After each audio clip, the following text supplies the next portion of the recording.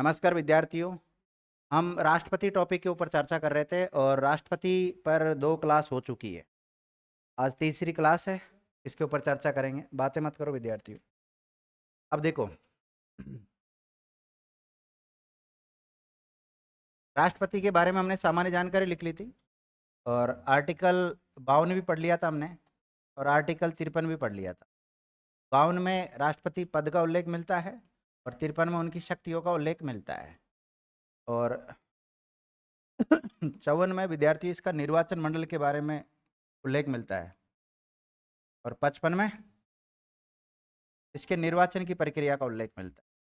ठीक, निर्वाचन प्रक्रिया का उल्लेख मिलता है। इसमें प्रक्रिया है, इसमें मंडल है, मतलब कौन कौन इसके चुनाव में भाग लेते हैं उसका उल्लेख 54 में मिलता है और क्या प्रोसेस रहता है निर्वाचन का, किस प्रकार से इसके चुनाव होते हैं, उनका उल्लेख इसमें मिलता है। 55 मिलता है, 56 में इसका कार्यकाल मिलता है। ठीक है, तो आज हम सबसे पहले पढ़ेंगे, हेडिंग डालो सभी विद्यार्थी, अनुच्छेद 54। अनुच्छेद 54।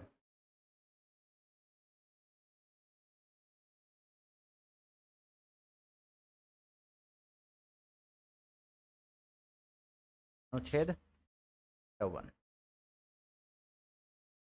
देखिएगा। इस अनुच्छेद में इस अनुच्छेद में राष्ट्रपति के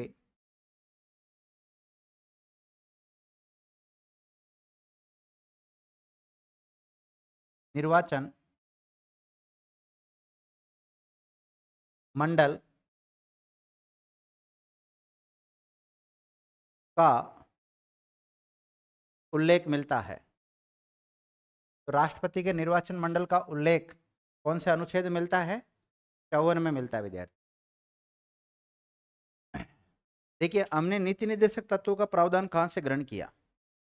आयरलैंड से। इसी प्रकार राष्ट्रपति का जो चुनाव है वो एक निर्वाचन मंडल के द्वारा किया जाएगा। तो निर्वाचन मंडल का जो प्रावधान है, ये निर्वाचन मंडल का प्रावधान है, ये भी हमने कहां से ग्रहण किया है? आयरलैंड से ग्रहण किया है। देखिएगा, निर्वाचन मंडल का प्रावधान आयरलैंड से ग्रहण किया गया है। कहां से ग्रहण किया है? आयरलैंड से ग्रहण किया गया है।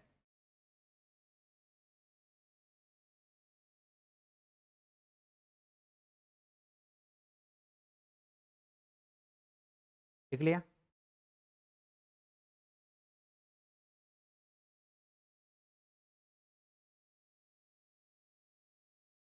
अब देखो, राष्ट्रपति के चुनाव में कौन कौन भाग लेते हैं, मतलब इसके निर्वाचन मंडल में कौन कौन शामिल होते हैं। तो अगला फैक्ट ये लिखेंगे आप, राष्ट्रपति के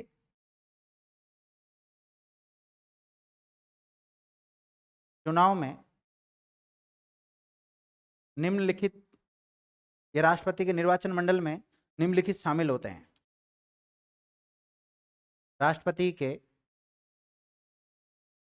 निर्वाचन मंडल में निम्नलिखित शामिल होते हैं।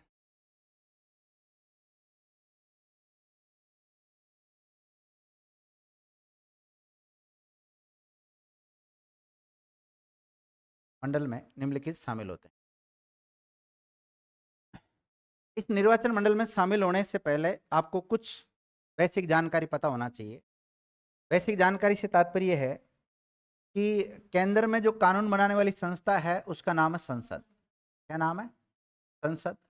और संसद में 2 हाउस है, 2 सदन है। संसद में कितने सदन होते हैं? 2 सदन होते हैं। एक तो निम्न सदन होता है, एक उच्च सदन होता है। एक तो निम्न सदन है और एक उच्च सदन है। निम्न सदन को लोकसभा कहते हैं। क्या कहते हैं? लोकसभा कहते हैं। और उच्च सदन को राज्यसभा कहते हैं। ठीक है, अब इस लोकसभा के जो मेंबर होते हैं उनको लोकसभा सदस्य कहते हैं। लोकसभा सदस्य का मतलब एमपी कहते हैं। एमपी का मतलब सांसद कहते हैं। तो लोकसभा के सांसद हो गए। अब ये लोकसभा के जो सदस्य होते हैं या एमपी होते हैं, ये निर्वाचित हो सकते हैं। कैसे हो सकते हैं? निर्वाचित हो सकते हैं या फिर मनोनीत हो सकते हैं। मनोनीत या फिर नाम निर्देशित भी बोल सकते हैं इनको। इसी प्रकार राज्यसभा में होता है, निर्वाचित भी सदस्य हो सकते हैं और मनोनीत भी हो सकते हैं। मैं सामान्यतः बात कर रहा हूं संसद की, क्योंकि विधायिका जो है ये 2 स्तर पे काम करती है। विधायिका 2 स्तर पे काम करती है। केंद्र स्तर पे करती है, उसका नाम क्या है? संसद। और राज्य स्तर पे जो काम करती है उसका नाम क्या है? उसका नाम है विधानमंडल। क्या नाम है? विधान मंडल। मतलब इसके निर्वाचन मंडल को पढ़ने से पहले ये बेसिक जानकारी पता होना चाहिए। विधानमंडल ध्यान रखना। और विधानमंडल के भी 2 सदन होते हैं। विधानमंडल में कितने सदन होते हैं? 2 होते हैं। एक तो निम्न सदन होता है और एक उच्च सदन होता है। निम्न सदन और उच्च सदन। निम्न सदन को क्या कहते हैं? विधानसभा। और उच्च सदन को क्या कहते हैं? विधान परिषद कहते हैं। विधान परिषद कहते हैं। क्या कहते हैं? विधान परिषद कहते हैं। ये विधान परिषद सब जगह नहीं है। ये केवल 28 राज्य हैं। वर्तमान भारत में कितने राज्य हैं? 28 राज्य है और 8 केंद्र शासित प्रदेश है। उनमें से केवल 6 राज्यों में ही है। कितनों में है? 6 राज्यों में है। और 6 राज्यों की ट्रिक बताई थी मैंने, आज भी बताई थी आपको। कुंबाटी। क्या है? कुंबाटी। एक का मतलब है कर्नाटक। कर्नाटक है, यूपी है, मध्य प्रदेश नहीं बहन जी, महाराष्ट्र है। महाराष्ट्र है। बी का मतलब बिहार है। और ए का मतलब आंध्र प्रदेश है। और टी का मतलब क्या है? तेलंगाना है। ध्यान रखना। क्या है? तेलंगाना है। तेलंगाना है। देखो, कुंबाटी यानी कर्नाटक, यूपी, महाराष्ट्र, बिहार, आंध्र प्रदेश और तेलंगाना, ये है। इसके अलावा बात करें अगर हम विधानमंडल का जो अभिन्न अंग होता है, विधानमंडल का अभिन्न अंग है राज्यपाल। क्या होता है? राज्यपाल। इसी प्रकार जो संसद का अभिन्न अंग होता है वो होता है राष्ट्रपति। कौन होता है? राष्ट्रपति होता है। अब हम पढ़ रहे हैं राष्ट्रपति का जो निर्वाचन मंडल है उसमें कौन कौन भाग लेते हैं। राष्ट्रपति के निर्वाचन मंडल में कौन कौन भाग लेते हैं? तो राष्ट्रपति के निर्वाचन में देखना, संसद के दोनों सदन, संसद के दोनों सदन के निर्वाचित सदस्य भाग लेते हैं।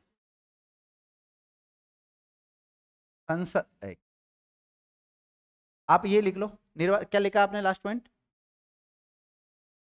निम्नलिखित भाग लेते हैं ना, निर्वाचन मंडल में निम्नलिखित शामिल होते हैं। पहला लिखो उसमें, संसद के दोनों सदनों के निर्वाचित सदस्य। संसद के दोनों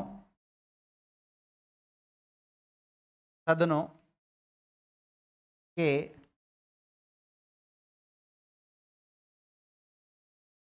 निर्वाचित सदस्य।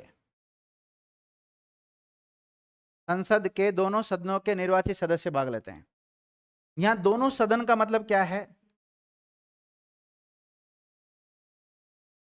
लोकसभा और राज्यसभा। लिख लेना इसको रेखांकित करके ब्रैकेट में। संसद के दोनों सदनों के निर्वाचित सदस्य भाग लेते हैं, यानी कि लोकसभा के भी निर्वाचित और राज्यसभा के भी निर्वाचित सदस्य भाग लेते हैं। अर्थात लोकसभा और राज्यसभा के निर्वाचित सदस्य भाग लेते हैं, लेकिन मनोनीत सदस्य भाग नहीं लेते हैं। मनोनीत सदस्य भाग नहीं लेते हैं। मनोनीत सदस्य भाग नहीं लेते हैं। लिख लिए बात? एक बात तो ये याद रखनी है। अब देखो, भारत में 28 राज्य हैं, तो 28 राज्य में विधानमंडल है। 28 राज्यों में क्या है? विधानमंडल है। और 8 केंद्र शासित प्रदेश है। कितने? 8। और 8 में से 3 केंद्र शासित प्रदेश ऐसे हैं जिनमें विधानमंडल है, और वो 3 कौन कौन से हैं? एक तो दिल्ली है, एक जम्मू एंड कश्मीर है, और एक पुडुचेरी है। कौन सा है? पुडुचेरी। तो दिल्ली, जम्मू कश्मीर और पुडुचेरी 3 केंद्र शासित प्रदेशों में विधानमंडल है, बाकी 5 में नहीं है। 5 में नहीं है, ध्यान रखना। तो लिखो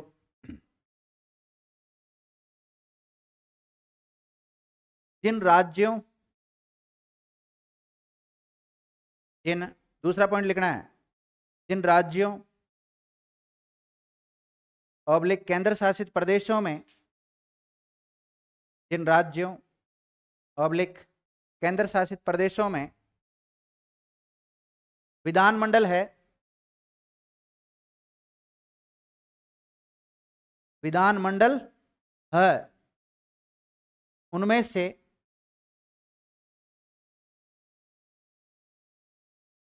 केवल विधानसभा के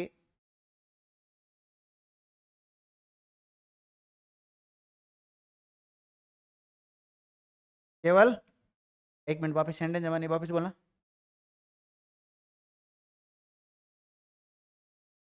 केवल विधानसभा के निर्वाचित सदस्य, विधानसभा के निर्वाचित सदस्य इसमें भाग लेते हैं।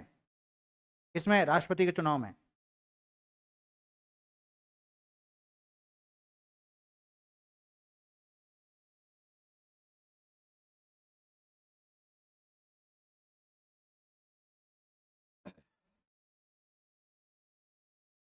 अर्थात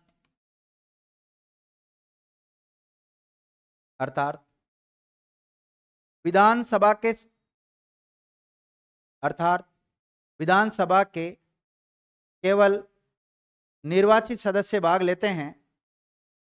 विधानसभा के केवल निर्वाचित सदस्य भाग लेते हैं,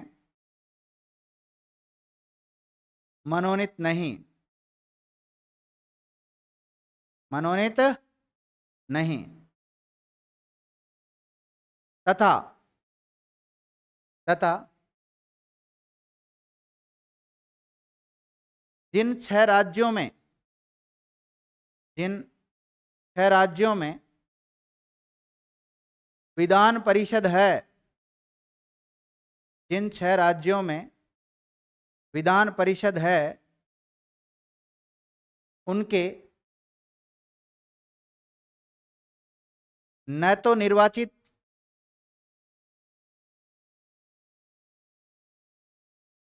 और न ही मनोनीत,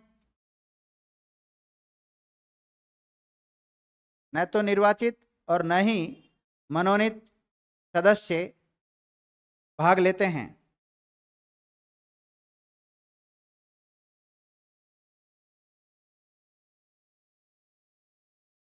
लिख लिया? देखो नोट, वर्तमान में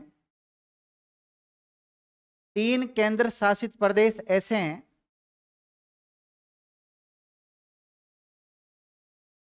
जिनमें विधानमंडल है। वर्तमान में 3 केंद्र शासित प्रदेश ऐसे हैं जिनमें विधानमंडल है। क्या है? विधानमंडल, विधानमंडल है, जो कि एक सदनात्मक है, जो कि एक सदनात्मक है, जो कि एक सदनात्मक है। अर्थात विधानसभा है, विधान परिषद नहीं। अर्थात विधानसभा है, विधान परिषद नहीं। दोबारा मत बुला लेना भाई इस लाइन को। देखो मैं फिर बता रहा हूं, वर्तमान में केंद्र शासित प्रदेश कितने हैं? 8। 8 में से केवल 3 केंद्र शासित प्रदेश ऐसे हैं जिनमें विधानमंडल है, और विधानमंडल है वो भी द्विसदनात्मक नहीं है, किसी में भी एक सदनात्मक है। एक सदन का मतलब क्या है? केवल विधानसभा है, विधान परिषद नहीं है। तो इनके जो निर्वाचित सदस्य होंगे वो भाग लेंगे। और इन 3 केंद्र शासित प्रदेशों का नाम लिख सकते हो आप, जहां 3 लिखा उसको रेखांकित करके, दिल्ली, पुडुचेरी और जम्मू एंड कश्मीर। आपको पता है जम्मू एंड कश्मीर पहले केंद्र शासित प्रदेश नहीं हुआ करता था, तो उससे पुराने जो आंकड़े हैं उसमें आपको केवल 2 केंद्र शासित प्रदेशों का नाम ही मिलेगा। उसमें कौन कौन सा मिलता है? दिल्ली और पुडुचेरी मिलता है, ध्यान रखना। जम्मू कश्मीर को केंद्र शासित प्रदेश कब बनाया गया? बताओ, कब बनाया गया? 2019 में। कब? 1 जनवरी को। वेरी गुड, जमा जो ही बोलते हो। ध्यान रखना विद्यार्थियों, पहले भारत का एक राज्य था जिसका नाम था जम्मू कश्मीर। क्या नाम था? जम्मू कश्मीर। कौन सा राज्य था? जम्मू कश्मीर। इस जम्मू कश्मीर को विशेष राज्य का दर्जा प्राप्त था। विशेष राज्य का दर्जा प्राप्त था इसे। ये मैं साइड में लिखा रहा हूं, वैसे नोट डाल के ना। विशेष राज्य का दर्जा प्राप्त था, और विशेष राज्य का जो दर्जा प्राप्त था इसे इंडियन कॉन्स्टिट्यूशन का एक आर्टिकल है 370 और एक और आर्टिकल है 35A। कौन सा? 35A। इन 2 आर्टिकलों के तहत जम्मू कश्मीर को विशेष राज्य का दर्जा प्राप्त था। अर्थात जो शेष भारत में कानून लागू होते हैं, शेष भारत का मतलब जम्मू कश्मीर को छोड़कर, जम्मू कश्मीर को छोड़कर शेष भारत में कानून अलग चलते थे, जम्मू कश्मीर में अलग चलते थे। शेष भारत में जो कानून लागू होते थे वो जम्मू कश्मीर में लागू हो भी सकते हैं और नहीं भी हो सकते, वो जम्मू कश्मीर के ऊपर डिपेंड करता था।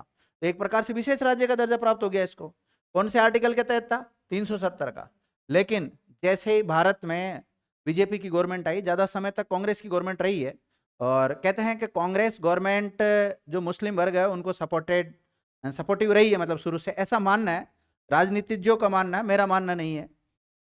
तो इसमें क्या हुआ कि जैसे बीजेपी की गवर्नमेंट बनी तो फिर जम्मू कश्मीर में ज्यादातर मुस्लिम बाहुल्य क्षेत्र है, तो फिर वहां पर ऐसा किया गया कि वही जम्मू कश्मीर में जो धारा 370 है उसको हटा दो, क्योंकि जम्मू कश्मीर को धारा 370 के तहत ही विशेष राज्य का दर्जा मिला है।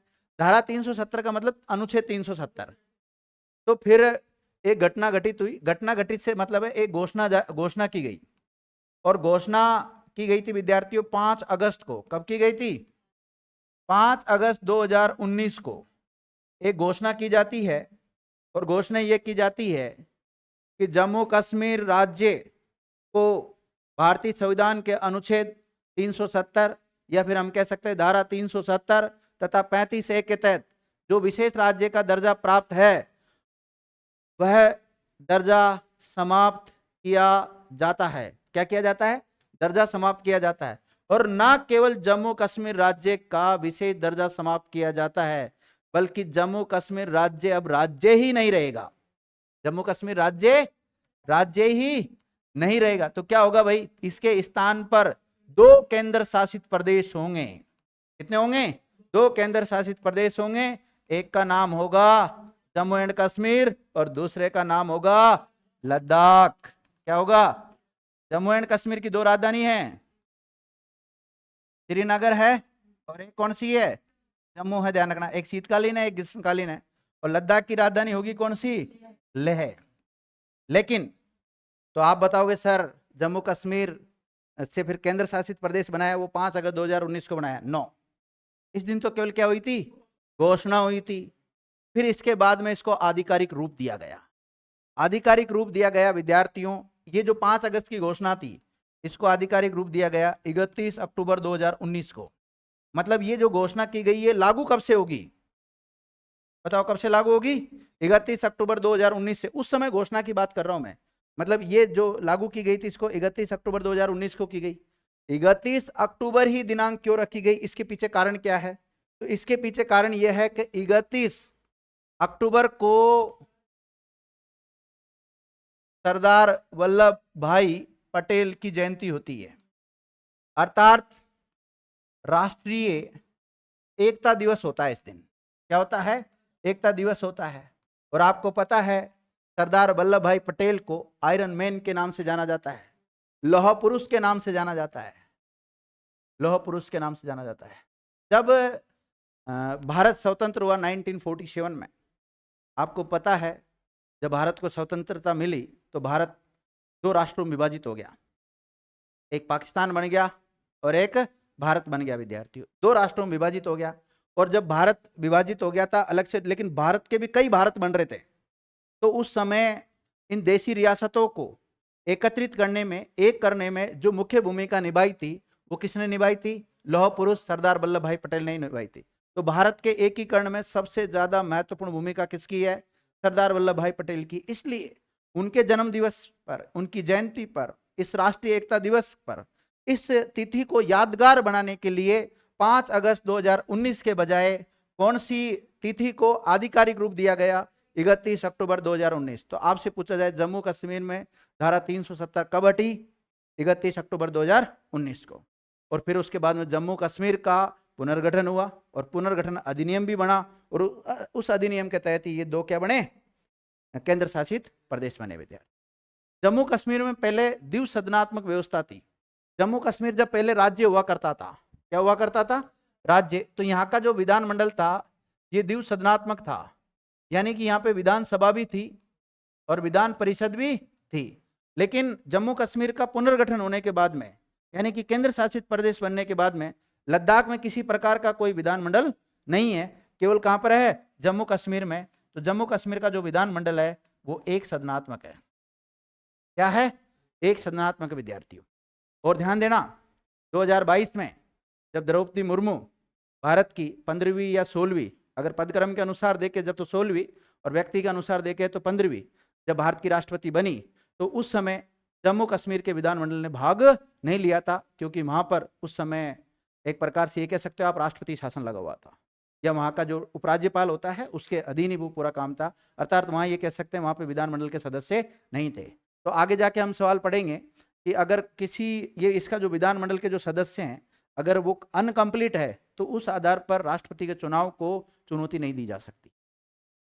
चलो, क्या लिखा था आपने, क्या लिखाना चाह रहा था? राष्ट्रपति के चुनाव में कौन कौन भाग लेते हैं? सबसे पहले तो लोकसभा राज्यसभा के निर्वाचित सदस्य, और जिन राज्यों और जिन केंद्र शासित प्रदेशों में विधानसभा है उनके निर्वाचित सदस्य भाग लेते हैं, मनोनीत सदस्य भाग नहीं लेते हैं। अब बोलो आपने क्या लिखा था लास्ट? लिख लिया? ये लिखना चाहो तो लिख सकते हो आप कहीं पे साइड में लिख के, ऐसे लिखना। जम्मू कश्मीर में, जम्मू कश्मीर में पहले द्विसदनात्मक विधानमंडल था। द्विसदनात्मक विधानमंडल था।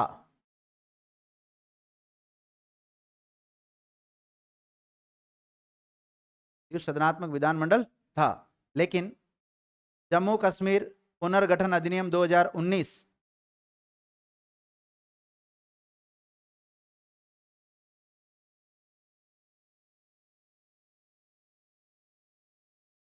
जम्मू कश्मीर पुनर्गठन अधिनियम 2019 के तहत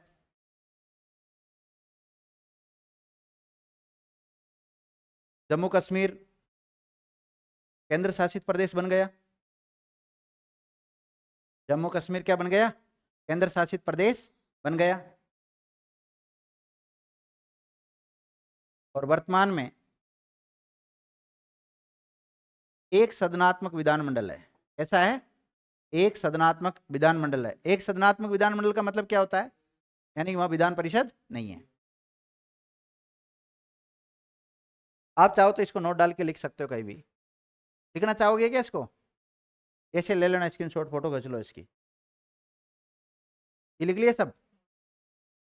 ये जम्मू कश्मीर के बारे में लिख सकते हैं नोट डाल के। पहले जम्मू कश्मीर को पहले विशेष राज्य का दर्जा प्राप्त था आर्टिकल 370 और 35A के तहत, लेकिन एक घोषणा के द्वारा क्या कर दिया गया? उसे निरस्त कर दिया गया।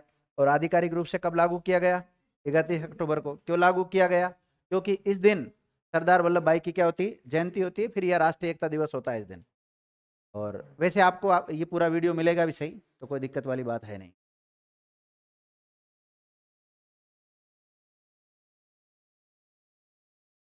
अब देखिए विद्यार्थियों, हम क्या पढ़ रहे थे?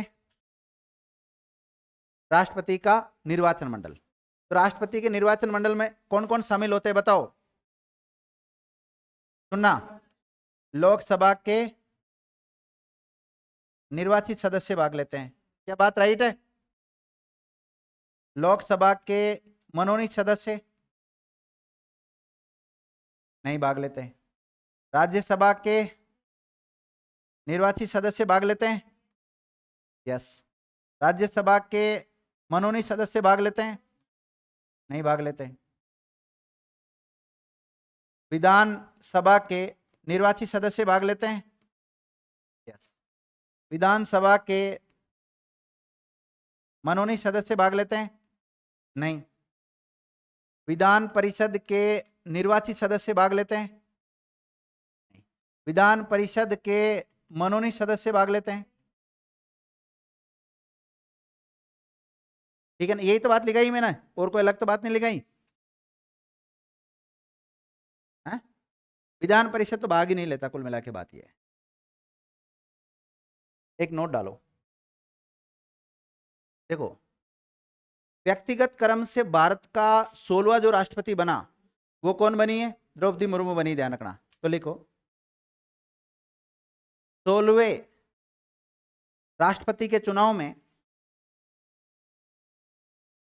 16वें राष्ट्रपति के चुनाव में ये हुए थे विद्यार्थियों जुलाई 2022 में ना। 16वें राष्ट्रपति के चुनाव मंडल में या निर्वाचन मंडल में 4809 मतदाता थे। कितने? 4809, 4809 मतदाता थे। कितने थे? 4809 मतदाता थे, देख लिया। जिसमें लोकसभा के निर्वाचित सदस्य, जिसमें लोकसभा के निर्वाचित सदस्य 543, 543,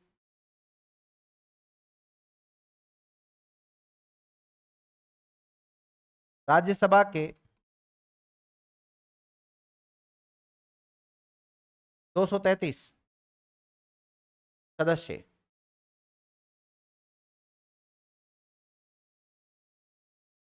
देखो लोकसभा के निर्वाचित सदस्य कितने थे?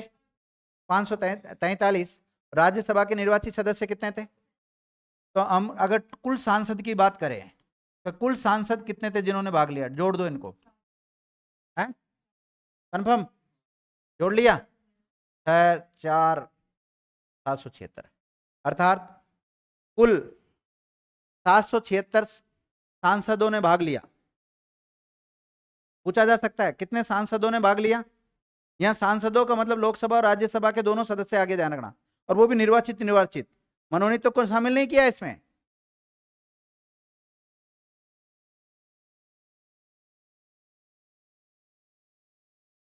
मैं 16वें राष्ट्रपति की बात कर रहा हूं, द्रौपदी मुर्मू को जब जीत के आई थी उस समय। क्या कहा जाए? द्रौपदी मुर्मू जब जीत के आई तो 16वें नंबर की थी, और अगर व्यक्ति के अनुसार देखे तो 15वां नंबर था, ध्यान रखना। क्यों ये क्रम ऐसा चेंज क्यों हुआ? क्योंकि जो राजेंद्र प्रसाद था ना वो 2 बार बन गया। कितनी बार बन गए थे? 2 बार बन गए थे, इसलिए ये क्रम थोड़ा चेंज हो गया, ध्यान रखना, ठीक है। एक तो ये बात याद रखनी है आपको। अब आपको पता है कि जो 16वें राष्ट्रपति के चुनाव हुए थे इसमें 28 राज्यों ने भाग लिया, कितना ना? अब 28 राज्यों के विधानमंडल है कि नहीं है? और विधानमंडल के जो विधानसभा सदस्य है और उसमें भी निर्वाचित सदस्यों ने भाग लिया है। उसके अलावा केंद्र शासित प्रदेश कितने? 8। 8 में से केवल 2 ने भाग लिया है। जम्मू कश्मीर ने भाग नहीं लिया। 2 कौन कौन से? दिल्ली और पुडुचेरी ने भाग लिया विद्यार्थियों। जम्मू एंड कश्मीर ने भाग नहीं लिया है। जम्मू एंड कश्मीर ने भाग नहीं लिया है क्योंकि उस समय वहां का विधानमंडल अधूरा था, विधानमंडल के चुनाव नहीं हुए थे, परिस्थितियां चुनाव कराने लायक नहीं थी उस समय वहां पर। लिखो, इनके चुनाव के समय 28 राज्यों और 2 केंद्र शासित प्रदेशों, 28 राज्यों और 2 केंद्र शासित प्रदेशों, 2 केंद्र शासित प्रदेश कौन से, ब्रैकेट में लिख लो, दिल्ली और दूसरा कौन सा, पुडुचेरी, के 4033, कितने, 4033 मतदाताओं ने भाग लिया, 4033 मतदाताओं ने भाग लिया।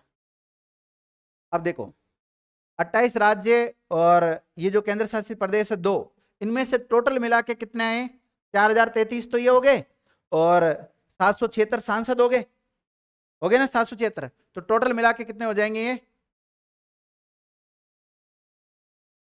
4809 होंगे ना भाई, एक बार और जोड़ लो, 4809 होने चाहिए, नहीं तो फिर आंकड़े खराब हो गए फिर तो, 4809 हो गए ना।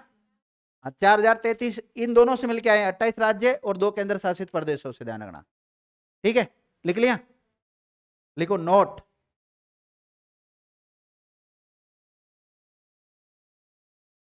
उस समय केंद्र शासित प्रदेश जम्मू कश्मीर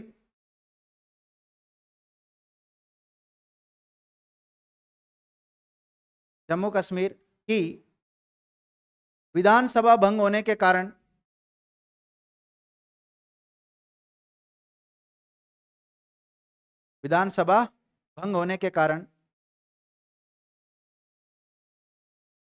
जम्मू कश्मीर के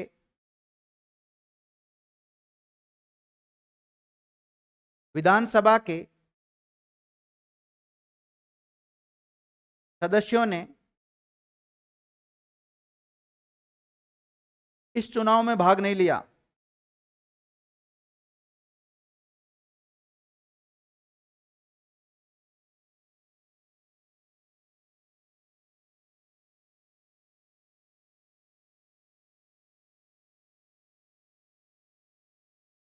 लिख लिया विद्यार्थियों। अब हम पढ़ेंगे कौन सा, ये हो गया निर्वाचन मंडल। आपसे यही पूछा जाएगा इसके निर्वाचन मंडल में कौन भाग लेता है कौन नहीं लेता है। तो कुल मिला के लोकसभा, राज्यसभा और विधानसभा के निर्वाचित सदस्य भाग लेते हैं, बाकी उसके अलावा कोई भाग नहीं लेता है। हिंट तो यही है, लोकसभा, राज्यसभा और विधानसभा के निर्वाचित सदस्य भाग लेते हैं, इसके अलावा कोई भाग नहीं लेता है। 4033 विधानसभाओं के राज्य, जितने भी राज्य है ना वो, और 2 केंद्र शासित प्रदेश, जैसे राजस्थान विधानसभा से 200, ये इनको ऐसे मिला के विधानसभा के जो सदस्य वो विधायक कहलाते हैं, और जो लोकसभा के जो सदस्य होते हैं वो सांसद कहलाते हैं, या उनको संसद का सदस्य कह सकते हैं, या उनको एमपी कह सकते हैं, मेंबर ऑफ पार्लियामेंट। और एमएलए का फुल फॉर्म कौन बताएगा? हाँ, एमएलए का फुल फॉर्म क्या है भाई? मेंबर ऑफ लेजिस्लेटिव असेंबली नाम होता है, ध्यान रखना। क्या काम क्या होता है? ये विधानसभा में बैठते हैं या विधानमंडल में बैठते हैं, कानून बनाने का काम करते हैं। हम नेता क्यों चुनते हैं? कि हमारी बात को रखे, हमारे लिए नई नई योजनाएं लेकर आए, योजना बनाने में सहयोगी होते हैं, ये देश का विकास करने में सहयोगी होते हैं। हमारा लोकतंत्र है, लोकतंत्र में ऐसी व्यवस्था कर रखी है कि जनता का प्रतिनिधित्व, अब सारी जनता तो जाके विधानसभा में बैठेगी नहीं कि ये कानून बनाओ ये कानून बनाओ, ये विधायक ही बैठेंगे, क्योंकि हमने राजस्थान से 200 विधायक चुन के भेजते हैं हम, और फिर वो हमारे क्षेत्र का विकास करवाता है।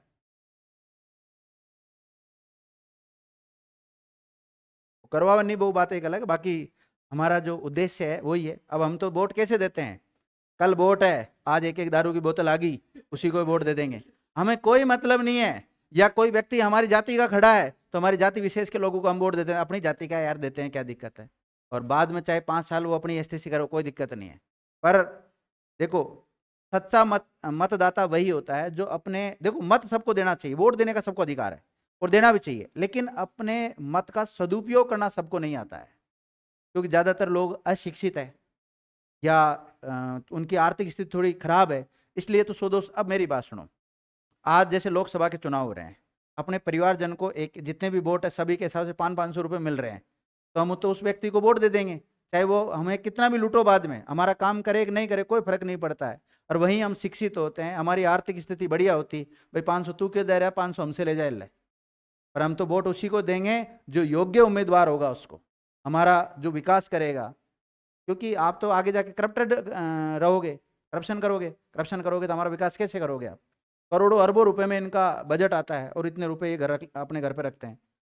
आप से जो वोट के समय जब आते हैं ना, चुनाव आते हैं, तो उस समय जैसे हाथ जोड़ जोड़ के करते हैं ना, बाद में कभी आप करवाने के लिए जाना, आप उससे भी ज्यादा हाथ जोड़ोगे उसके सामने जाके, कोई नहीं करेगा आपका काम। ठीक है ना? तो जब भी आप, आपका एक मत का जो वैल्यू है आप खुद नहीं समझते हो, लेकिन एक वोट से उसको हरा सकते हो आप, और सही कैंडिडेट को जिता सकते हो। तो हमेशा जब भी वोट करें तो बड़ा सोच समझ के करें। जाति विशेष के लोगों को वोट नहीं करना। हाँ, जाति विशेष का व्यक्ति अगर बढ़िया है तो वोट दो, उसमें क्या दिक्कत है, मना थोड़ी कर रहा हूं। लेकिन व्यक्ति देखो कि अपना विकास करेगा कि नहीं करेगा। ज्यादातर तो खुद का विकास करते हैं। आपने देखा होगा कई बार गांव में सरपंच बनता है, उसकी हालत इतनी खराब रहती है कि टूटी मोटरसाइकिल पे घूमता है, और साल या 2 साल बाद में उसके घर के सामने स्कॉर्पियो खड़ी रहती है, एक तो कभी कभी फॉर्च्यूनर भी खड़ी हो सकती है, और एक शानदार सी हवेली ठोकता है। ठीक है, तो वो पैसा कहाँ से आया उसके पास? तन का 3,000। ठीक है, अब 3,000 तो उसको तनख्वाह मिल रही है। 3,000 के हिसाब से देख लो, भारतीय 36, एक साल के कितने होते हैं? 36 होते हैं विद्यार्थियों। तो देख लो, एक साल 2 साल के कितने हो गए? 72,000। अब 72,000 में वो स्कॉर्पियो भी लेके आ गया और बंगला भी ठोक दिया उसने 1 करोड़ का, बताओ। इसका मतलब गड़बड़ है ना कहीं न कहीं तो। और जो प्रचार के समय इधर उधर से पैसे करे थे उसने, वो भी चुका दिए सबके। थे ही नहीं उसके समय, उस समय पैसे तो ऐसा कुछ नहीं बेटा। अपना ही टैक्स जाता नहीं, जो हर चीज पर टैक्स दे रहे हो ना आप, वही पैसा है वो, सरकार को अपनी जेब से नहीं देती है।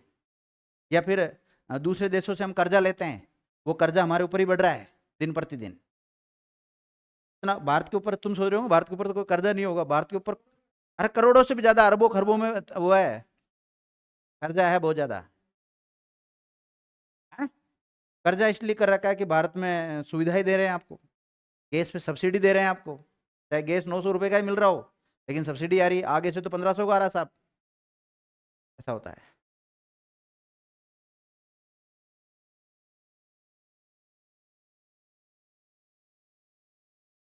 लिख लिया? क्या लिखा है?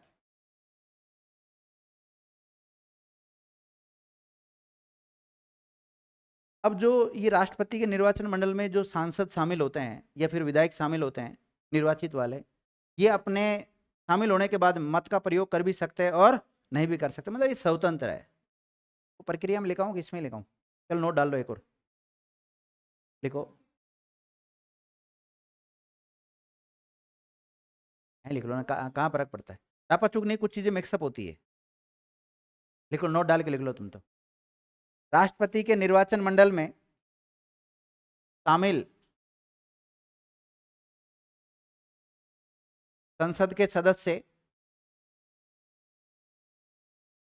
संसद के सदस्य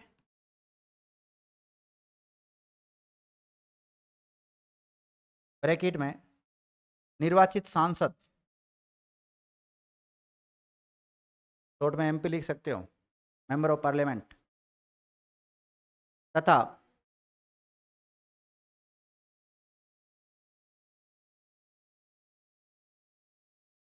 विधानमंडल के सदस्य,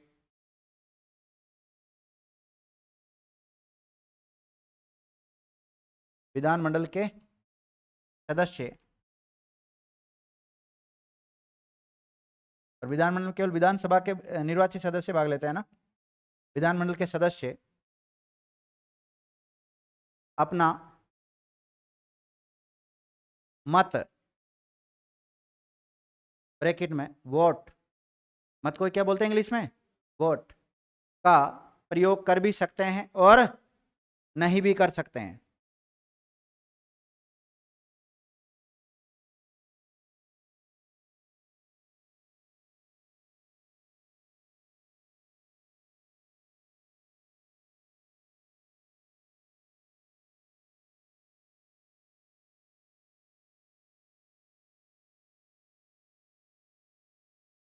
देखो, अनुच्छेद 54 में तो क्या है?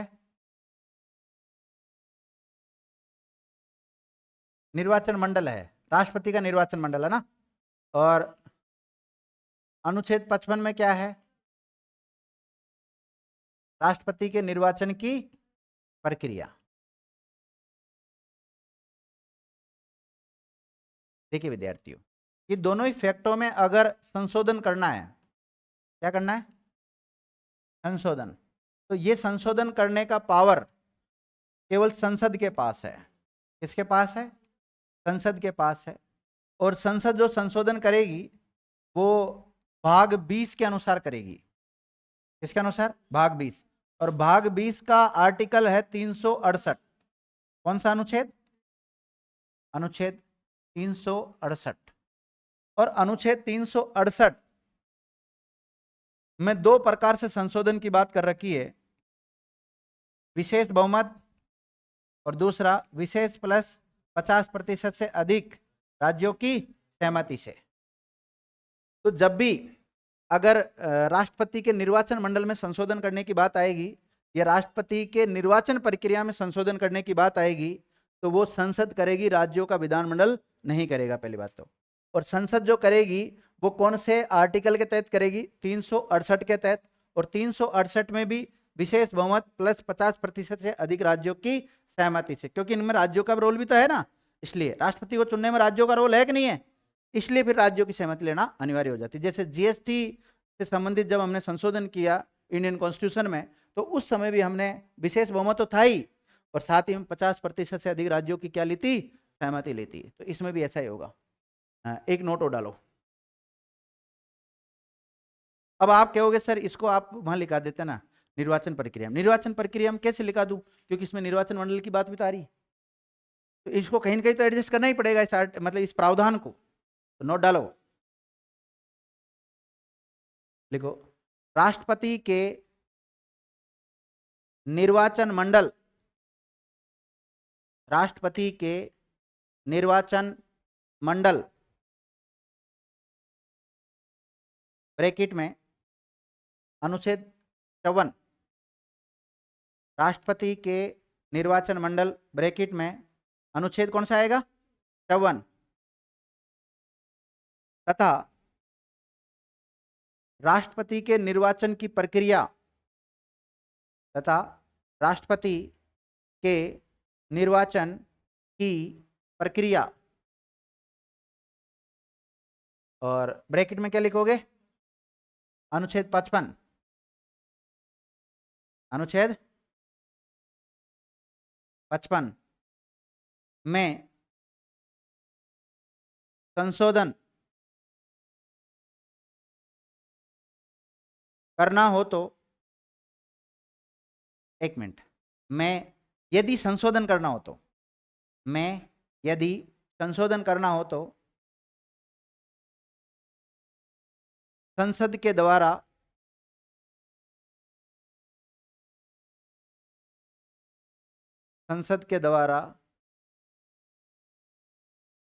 किया जाएगा।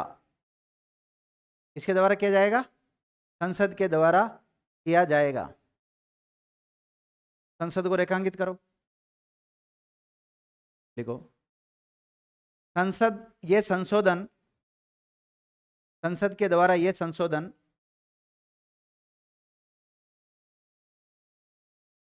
भारतीय संविधान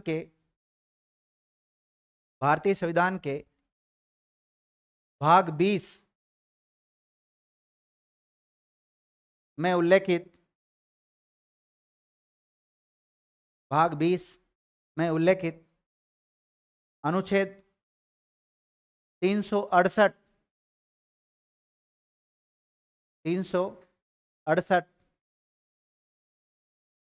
में उल्लेखित प्रावधानों के अनुसार करेगी, प्रावधानों के अनुसार करेगी। अर्थात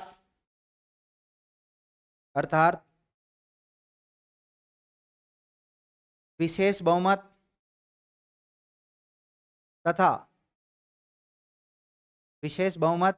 तथा आधे से अधिक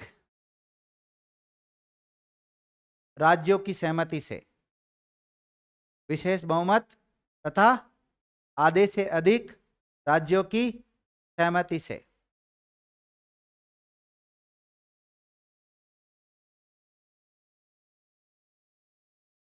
ध्यान रखना विद्यार्थियों, जब भी हमारे संविधान में संशोधन करने की बात आए, इसमें संविधान में जो संशोधन है उसके करने की बात आए, तो संविधान में संशोधन 3 प्रकार से होता है।